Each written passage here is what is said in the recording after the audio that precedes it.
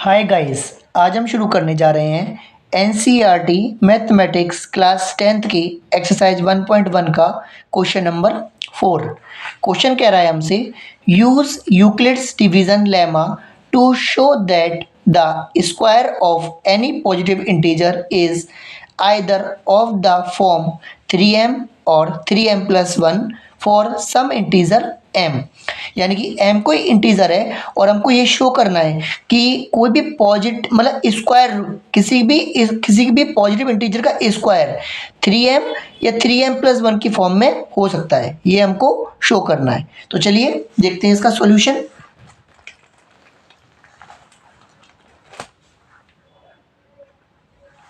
सबसे पहले हम क्या करेंगे, जो हमारा यूक्लिड एल्गोरिथम कहता है यानी कि a is equal to 6q plus b, तो a को हम लोग मान लेते हैं कि वो एक कोई पॉजिटिव इंटीजर है। तो लिखेंगे let a any positive integer and b is equal to 3, क्योंकि देखिए इधर 3m दे रखा है और 3m प्लस 1 दे रखा है, तो ये दे रखे हैं बी क्यू प्लस आर की फॉर्म में। ये भी बी क्यू प्लस आर है, क्योंकि इधर आर 0 है तो ये 3m हो गया, इधर आर 1 है तो बी क्यू प्लस आर हो गया। तो बी की वैल्यू दोनों जगह दे रखी है 3, तो बी को हमने मान लिया 3। आगे लिखेंगे एज यूक्लिड्स डिवीजन लेमा। जो यूक्लिड डिवीजन लेमा हमसे क्या कहता है a is equal to b q plus r, जहाँ पर एक कंडीशन होती है हमारी कि जो r है वो हमेशा ग्रेटर और इक्वल होता है 0 के, बट स्मॉलर होता है b के। यानी b से r हमेशा छोटा रहेगा लेकिन r 0 के बराबर रहेगा या 0 से बड़ा रहेगा। तो देखिए यहाँ हमको जो दे रखा है b की वैल्यू दे रखी है 3, तो हम लिख लेते हैं a is equal to 3q plus r, ये दे रखा है। आर चेंज होता रहेगा हमारा, क्यों कोई इंटीजर है और ये को हमने भी कोई एक पॉजिटिव इंटीजर मान लिया है। तो पॉसिबल वैल्यू क्या होंगी आर की? पॉसिबल वैल्यू ऑफ आर, देखिए आर जो है वो बी से हमेशा छोटा रहना चाहिए और 0 से भी कम नहीं जाना चाहिए, 0 के बराबर हो सकता है। तो आर की वैल्यू होंगी 0, 1 और 2, बस ये तीन ही वैल्यू पॉसिबल हो सकती हैं। क्यों? क्योंकि बी 3 है हमारा, 3 से छोटा 2 ही रहेगा और 0 तक रह सकता है, 0 से नीचे नहीं रह सकता, और 0 से ऊपर जाएगा तो 0, 1, 2 हमको ये वैल्यू मिलेंगी। तो आर की हमारी पॉसिबल वैल्यू होंगी ये तीनों।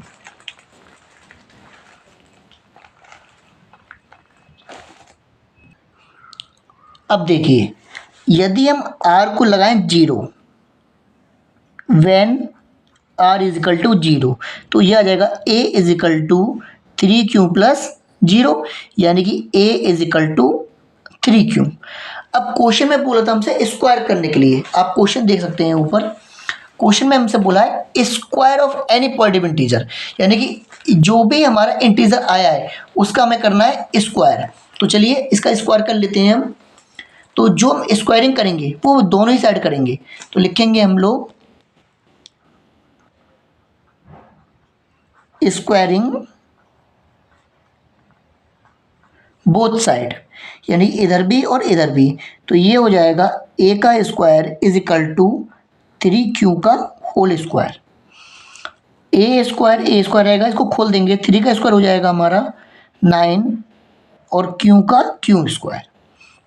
अब देखिए इसमें से हम 3 को कॉमन ले सकते हैं, तो हम लिख देंगे a square is equal to 3 और अंदर आ जाएगा 3q का स्क्वायर, क्योंकि 3 हमने कॉमन ले लिया, इसमें से 3 3 जा 9 और q स्क्वायर का q स्क्वायर, तो 3 को हमने कॉमन ले लिया। अब इस पूरे 3q स्क्वायर को चाहो तो m मान लो या कोई और भी आप इंटीजर मान सकते हो, मैं k मान लेता हूँ। इसको मैंने लिख दिया है a का स्क्वायर इज इक्वल टू 3, इस पूरे को मैंने मान लिया है k1। k1 क्या है?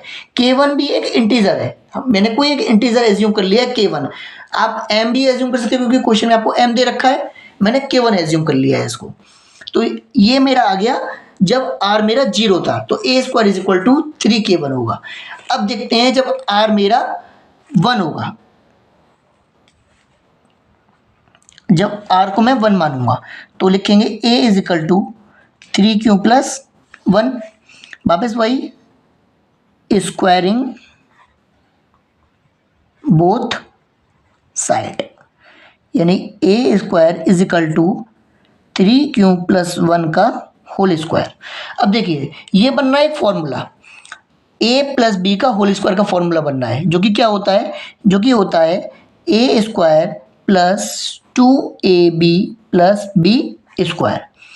अब इसको ओपन कर देते हैं, a स्क्वायर का a स्क्वायर, इस फॉर्मूले को इसमें ओपन कर देते हैं, a का स्क्वायर यानी कि 3q का स्क्वायर प्लस 2 इंटू a है 3q इंटू बी है 1 प्लस b का स्क्वायर, b यानी कि 1, तो यहाँ पे कर देंगे 1 का स्क्वायर।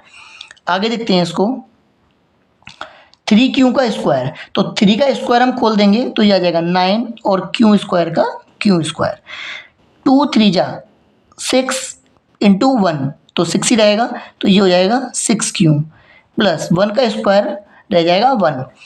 अब देखिए इस वाले पार्ट में से, इतने पार्ट में से हमको 3 कॉमन मिल जाएगा, तो नीचे 3 कॉमन ले लेते हैं, 3 कॉमन आ जाएगा तो इधर बचेगा 3q का स्क्वायर प्लस 2q और प्लस 1, ये वाला 1 एच बाहर रहने देंगे।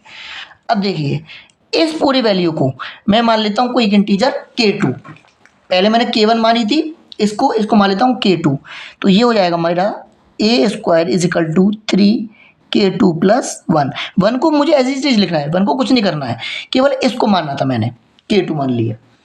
अब देखते हैं जब r की वैल्यू 2 होगी, तो इधर लिखेंगे when r is equal to 2, तो ये हो जाएगा aq is equal to 3q plus 2, वापस स्क्वायरिंग बोथ साइड, ये हो जाएगा आपका a square is equal to 3q plus 2 का होल स्क्वायर। वापस से भाई फॉर्मूला बनना है a square plus 2ab plus b square, क्योंकि ये a प्लस बी का होल स्क्वायर का फॉर्मूला होता है।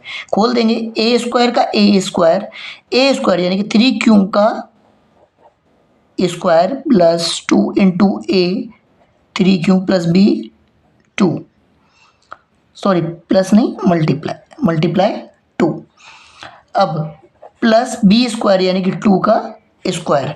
आगे सॉल्व करते हैं इसको, a square as it is 3q का स्क्वायर, तो 3 का स्क्वायर हो जाएगा 9 और q का स्क्वायर q स्क्वायर ही रहेगा, 2 3 जा 6 और 6 2 जा आपके हो जाएंगे 12, तो ये हो जाएगा 12q, 2 का स्क्वायर हो जाएगा 4। आगे देखते हैं इसको, अब हम 12q और 4 को मैं 3 प्लस 1 भी लिख सकता हूँ। मैंने ऐसा क्यों किया है, क्योंकि मुझे 3 कॉमन लेना है इस पूरे में से। अगर इधर 4 रहता तो मैं 3 को कॉमन नहीं ले सकता था, मैं केवल इन दोनों में से ले पाता, इसमें से नहीं ले सकता था।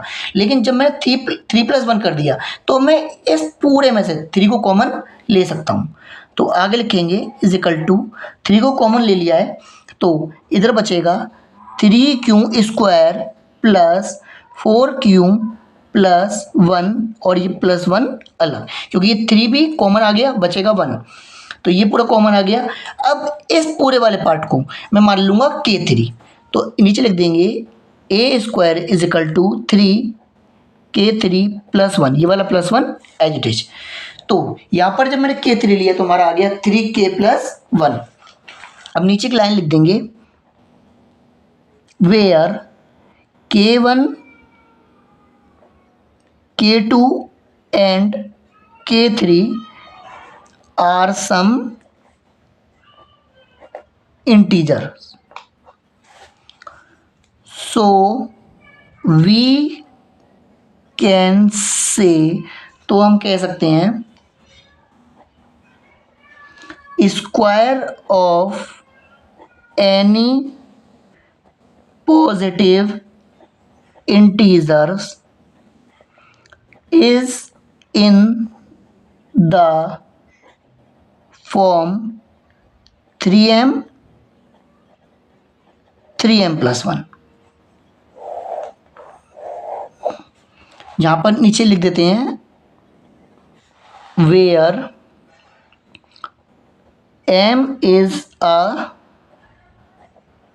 Integer like k1 k2 and k3। अब देखिए यहाँ पर जो k1 k2 k3 था वो भी एक इंटीजर थे और m भी एक इंटीजर है, वो यहाँ पे हमने लिख दिया है। तो जो स्क्वायर होगा किसी भी पॉजिटिव इंटीजर का वो 3m और 3m+1 की फॉर्म में हो सकता है, क्योंकि हमने यहाँ पे देखा है, ये देखिए ये क्या है, ये 3m+1 की फॉर्म 3 की फॉर्म में, यानी कि 3m कह सकते हैं इसको हम। तो ये हमारा 3m+1 की फॉर्म में है।